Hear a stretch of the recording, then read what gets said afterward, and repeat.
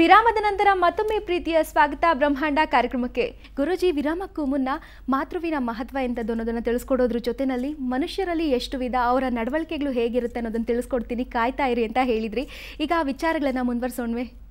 ನೋಡಿ ವೀಕ್ಷಕರೇ, ಇವತ್ತು ತಾವೆಲ್ಲ 4 ವಿಧವಾದ ಜನಗಳಿರ್ತಾರೆ ಅಂತ. ಈ ಶಾರ್ಟ್ ಮೈಂಡೆಡ್ ಅಂದರೆ ಪ್ರತಿಯೊಬ್ಬ ಮನುಷ್ಯನಿಗೂ ಮೆಮೊರಿ ಬಹಳ ಕಮ್ಮಿ ಆಗಿರ್ತಕ್ಕಂಥದ್ದು. ಇವತ್ತು ಹೇಳಿದರೆ ಹಬ್ಬ ಅಂದರೆ ಕೆಲವರಿಗೆ 1 ತಿಂಗಳು ಜ್ಞಾಪಕ ಇರುತ್ತೆ, ಕೆಲವರಿಗೆ ಆನೆಯ ಥರ ಬುದ್ಧಿ ಅಂತ. ನಾವೆಲ್ಲ ವಿಶೇಷವಾಗಿ ಆನೆಯ ಥರ ಅಂತ.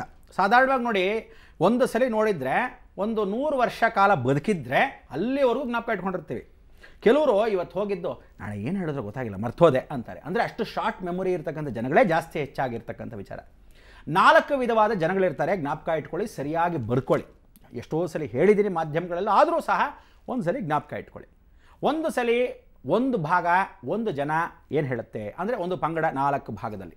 ಮೊದಲನೇ ಪಂಗಡ ಏನು ಹೇಳುತ್ತೆ, ನಾನು ಚೆನ್ನಾಗಿದ್ದೀನಿ, ಏನೋ ನಾನು ಚೆನ್ನಾಗಿದ್ದೀನಿ, ನೀನು ಚೆನ್ನಾಗಿರು ಅನ್ನೋದು ಮೊದಲನೇದಾಗಿ. ನಾನು ಚೆನ್ನಾಗಿದ್ದೀನಿ, ನೀನು ಚೆನ್ನಾಗಿರು, ಭಾಳ ಸಂತೋಷಪ್ಪ, ನಾನು ಚೆನ್ನಾಗಿದ್ದಷ್ಟೇ ಅಂತ. ಎರಡನೇ ಪಂಗಡದವರು, ನಾನು ಚೆನ್ನಾಗಿಲ್ಲ, ನೀನು ಚೆನ್ನಾಗಿರ್ಕೂಡ್ದು, ನಾನು ಹಾಳಾಗೋಗಿದ್ದೀನಿ, ನೀನು ಬೀದಿಗೆ ಬಂದ್ಬಿಡ್ಬೇಕು ಫಸ್ಟ್ ಕ್ಲಾಸಾಗಿ ಅನ್ನೋದು ಎರಡನೇ ಪಂಗಡದ ಜನ. ಮೂರನೇ ಭಾಗದ ಜನ ಅಲ್ಲಿ, ನಾನು ಚೆನ್ನಾಗಿಲ್ಲದೆ ಇದ್ರೂ ಪರವಾಗಿಲ್ಲ, ನೀನು ಚೆನ್ನಾಗಿರು ಅನ್ನೋ ಭಾವನೆ. ಅಂದರೆ ನಾನು ಚೆನ್ನಾಗಿಲ್ಲದೆ ಇದ್ದರು, ನಾನು ಏನು ಕಷ್ಟಪಟ್ಟರು ಅದು ತಾಯಿಂದ್ರ ಗುಣನೇ ಹೆಚ್ಚು. ಅಂದರೆ ಎಷ್ಟೇ ಕಷ್ಟ ಬರಲಿ ನನ್ನ ಮಕ್ಕಳು ಚೆನ್ನಾಗಿರಲಿ ಅಂತಾರೆ. ಅಕಸ್ಮಾತ್ ಅವನು ಹೊಡೆದು ಬಡ್ದು ಕುಡಿದು ಏನಾದರೂ ಮಾಡಿದ್ರೂ ಸಹ ಅಯ್ಯೋನತ್ತೆ ಚುರುಕನತ್ತೆ ಕರಳು. ಅಂದರೆ ಆ ಥರ ವಿಚಾರವಾಗಿ ಎಷ್ಟೋ ಜನ ನೊಂದುಕೊಂಡಿರತಕ್ಕಂಥವ್ರು ಉಂಟು. ಆದರೆ ಆ ತಾಯಿ ಗುಣಗಳು ಕೆಲವೊಬ್ಬರಿಗೆ ಬಂದಿರುತ್ತೆ ಇಂಡಿವಿಜುವಲ್ ಆಗಿ. ಕೆಲವರು ನಿಜವಾಗ್ಲೂ ಒಳ್ಳೆ ವಾತಾವರಣದಲ್ಲಿ ಬೆಳೆದಿದ್ರೆ, ಒಳ್ಳೆ ಸಂಸ್ಕಾರದಲ್ಲಿ ಬೆಳೆದಿದ್ರೆ, ಒಳ್ಳೆ ವಾತಾವರಣದಲ್ಲಿ ಬೆಳೆದಿರತಕ್ಕಂಥ ಒಂದು ಭಾಗ್ಯ ಪಡೆದಿದ್ದರೆ, ಅಂಥ ತಾತ ಮುತ್ತಾತದ ಕಾಲದಿಂದ ಬಂದಿದ್ದ ಪಕ್ಷದಲ್ಲಿ ಮಾತ್ರ. ಕೆಲವರು ತಂದೆ ತಾಯಿ ಇಲ್ಲದೆ ಬೀದಿಲಿ ಬೆಳೆದಿರ್ತಾರೆ, ಇನ್ನೇನು ಮಾಡ್ತಾರೆ ಪಾಪ. ಆ ಬೀದಿನಲ್ಲೂ ಒಂದು ರೋಡು ನಾಯಿಗಳು ಹೇಗಿರುತ್ತೋ ಹಾಗೆ ಅದೇ ಬುದ್ಧಿನೇ. ಹಾಗಿರ್ಕೂಡ್ದು, ಯಾವತ್ತೂ ಕಲ್ತ್ಕೋಬೇಕು. ಸಂಸ್ಕಾರ ಹುಟ್ಟುತ್ತಾ ಯಾವನಿಗೂ ಬರಲ್ಲ, ಆಚರಣೆ ಮಾಡ್ತಾ ಮಾಡ್ತಾ ಮಾಡ್ತಾ ಕಲ್ತ್ಕೋಬೇಕು. ಅದಕ್ಕೆ ನಾನು ಚೆನ್ನಾಗಿಲ್ಲದೆ ಇದ್ರೂ ಪರವಾಗಿಲ್ಲ, ನೀವು ಚೆನ್ನಾಗಿರಿ ಅನ್ನೋ ಮನೋಭಾವನೆ ಭಾಳಷ್ಟು ಜನಕ್ಕೆ, ವಿಶೇಷವಾಗಿ ಕೆಲವ್ರಿಗೆ ಕಮ್ಮಿಯಾಗಿರುತ್ತೆ. ಇಷ್ಟ ಹಬ್ಬ ಅಂದರೆ. ಇನ್ನು ಕೊನೆಯ ಪಕ್ಷದಾಗಿರ್ತಕ್ಕಂಥ ಜನರು, ನಾನು ಚೆನ್ನಾಗಿದ್ರೂ ನೀನು ಚೆನ್ನಾಗಿರ್ಕೂಡ್ದು, ನನ್ನ ಕಣ್ಣು ಮುಂದೆ ನೀನು ಮೇಲೆ ಬರಬಾರ್ದು, ಯಾವ ಕಾಲಕ್ಕೂ ನಾನು ಕೋಟ್ಯಾಧೀಶ್ವರ ಆದರೆ ನನ್ನ ಮನೆ ನಾಯಿ ಇದ್ದಂಗೆ ಇರಬೇಕು, ನೀನು ಡ್ರೈವರ್ ಕೆಲಸನೇ ಮಾಡ್ಕೊಂಡಿರಬೇಕು, ಯಾವ ಕಾಲಕ್ಕೂ ಮೇಲೆ ಬರಬಾರ್ದು, ನೀನು ಯಾವ ಕಾಲಕ್ಕೂ ಮನೆ ಕಟ್ಕೂಡ್ದು, ನನ್ನ ಮನೇಲಿ ಹಾಳಾಗಿ ಬಿದ್ದಿರಬೇಕು. ನೆಂಟ್ರಿಗೂ ಅಷ್ಟೇ, ಅವ್ರಿಗೇನೋ ಹೊಟ್ಟೆಗೆ ಇವನು ಕಷ್ಟಪಟ್ಟು ಏನೋ ಸಾಲನೋ ಸೋಲನೋ ಮಾಡ್ಕೊಂಡು ಏನೋ ಅಭಿವೃದ್ಧಿಯಾಗಿ ಮೇಲೆ ಬರ್ತಾನೆ, ಅವ್ನಿಗೆ ಹಾಗಲ್ಲ. ಇವನು ಬಂದ್ಬಿಟ್ನಲ್ಲ, ಆ ಹೊಟ್ಟೆ ಕಿಚ್ಚು ಹೆಂಗೆ ಅಂದರೆ, ತಮಿಳಲ್ಲಿ ಹೇಳ್ತಾರೆ ಕಲ್ಲಡಿ ಪಟ್ಟಾಲಂ ಕಣ್ಣಡಿ ಪಡ್ಕೊಡಾದ. ಅಂದರೆ ಕಲ್ಲೇಟ್ ತಡ್ಕೊಬಂದಂತೆ ಮನುಷ್ಯ. ಕಣ್ಣು ದೃಷ್ಟಿ ಇದೆಯಲ್ಲ ದರಿದ್ರ, ನಿಜವಾಗ್ಲೂ ಹೇಳ್ತೀನಿ ಕೇಳಿ, ಲೇಪಾಕ್ಷಿಯಲ್ಲಿ ಇದು ನಿಜವಾದ ಒಂದು ಉದಾಹರಣೆ. ಆ ಕಾಲದಲ್ಲಿ ಯುಗದಿಂದ ಬಂದಿರತಕ್ಕಂಥ ವಿಚಾರದಲ್ಲಿ ಒಂದು ಒಳ್ಳೆ ವಿಶೇಷವಾಗಿರ್ತಕ್ಕಂಥ ಶಿಲ್ಪಿ ಪುಟಾಣಿ ಹುಡುಗ.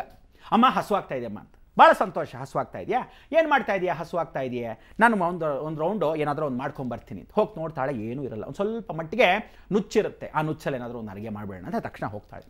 ಅವಳು ಮಾಡಿ ಅಡುಗೆಯನ್ನು ಮಾಡಿ ಬರೋಷ್ಟರಲ್ಲಿ ಇವನೇನು ಮಾಡಿರ್ತಾನೆ, ಒಂದು ಕಲ್ಲು ನೋಡ್ತಾನೆ, ಆಹಾ ಇಷ್ಟೊತ್ತು ಅಮ್ಮ ಮಾಡ್ಕೊಂಬರೋದು, ಎಷ್ಟೊತ್ತಾಗುತ್ತೋ ಏನೋ ಗೊತ್ತಿಲ್ಲ, ಸರಿ ಅಂತ ಕೆತ್ತಕ್ಕೆ ಶುರು ಮಾಡ್ತಾನೆ.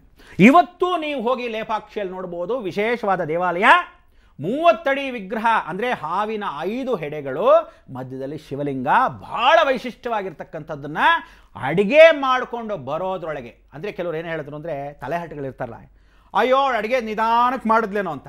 ಹೀಗೆಲ್ಲ ಅನ್ಕೋಬೇಡಿ. ಆ ಕಾಲದಲ್ಲಿ ಭಾಳ ಚೆನ್ನಾಗಿ ಮಡಿಕೆಯಲ್ಲಿ ಬೇರೆ ಮಾಡ್ತಿದ್ದು, ಬೇಗ ಬೆಂದೋಗುತ್ತೆ, ಸೌದೆ ಒಲೆ ಉರಿ, ಅರ್ಥ ಆಯ್ತಾ, ತಲೆಯಲ್ಲಿರ್ಬೇಕು, ಅದೆಲ್ಲ ಕಾಮನ್ ಸೆನ್ಸು.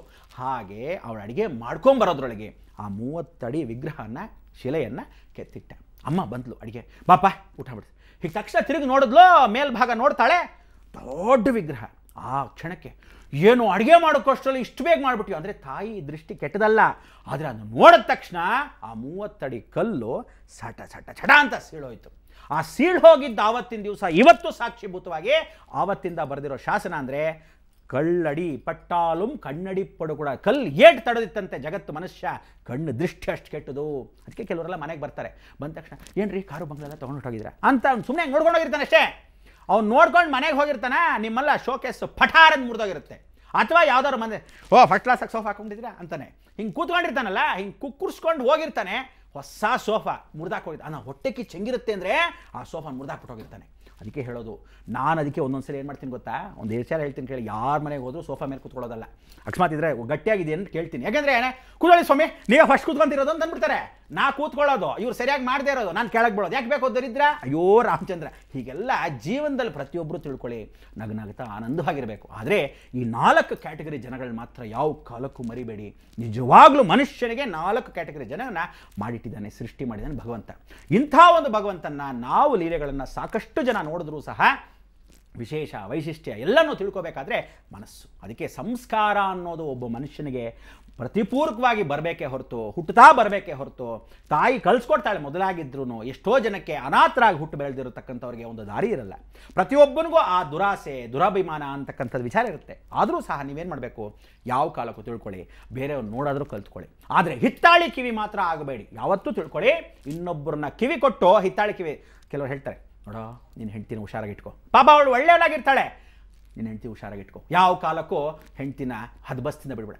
ಪಾಪ ಅವಳು ಗೊತ್ತಿಲ್ಲದೆ, ನೀವು ಎಲ್ಲ ಹೆಣ್ಮಕ್ಳು ಒಂದೇ ಥರ ಅಥವಾ ಎಲ್ಲ ಗಂಡಸು ಒಂದೇ ಥರ ಅನ್ನೋದು ಮನಸ್ಸಿಂದ ತೆಗೆದಾಕಬೇಕು. ಆ ಮನಸ್ಸು ಅನ್ನೋದು ಇರುತ್ತಲ್ಲ, ಅದನ್ನು ತಿಳ್ಕೊತಾ ಇರಿ. ಇವಾಗ ಬಂದೆ ಗುರುಜಿ, ಜೀವನದಲ್ಲಿ ಬೇವು ಬೆಲ್ಲದ ರೀತಿ ಸುಖ ದುಃಖಗಳು ಸರ್ವೇ ಸಾಮಾನ್ಯ. ಆದರೆ ನಮಗೆ ದುಃಖ ಬಂತು ಅಂತ ಬೇರೆಯವ್ರಿಗೆ ಕೆಡ್ಕನ್ನ ಬಯಸೋದು ಸರಿಯಲ್ಲ ಅನ್ನೋದನ್ನ ತಿಳಿಸ್ಕೊಟ್ಟಿದ್ದೀರಿ. ವೀಕ್ಷಕರೇ, ಈಗ ಬ್ರಹ್ಮಾಂಡ ಕಾರ್ಯಕ್ರಮದಲ್ಲಿ ಒಂದು ಪುಟ್ಟ ವಿರಾಮ.